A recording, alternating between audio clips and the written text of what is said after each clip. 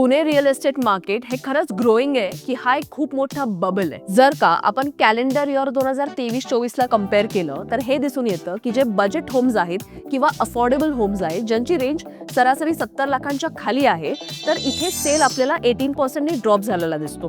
पण आपण जर 1 CR to 2 CR ची मधली रेंज बघितली तर इथे सेल इन्क्रीज होताना दिसतोय 40% आणि 2 CR च्या वरची घरं जी आहेत तिथे आपल्याला सेल इन्क्रीज होताना दिसतोय 62%. म्हणजेच लोकांचा कल हा आपल्याला लक्झरी होम्स कडे जाताना दिसतोय. लक्झरी होमसाठी डिमांड का वाढतीये ह्याची 3 मोठी कारणं दिसून येतात. पहिलं कारण मागच्या काही वर्षांपासून टॉप IT प्रोफेशनल्स आणि बिझनेसमॅनचा वाढता डॉमिनन्स. दुसरं कारण अपग्रेडेशन.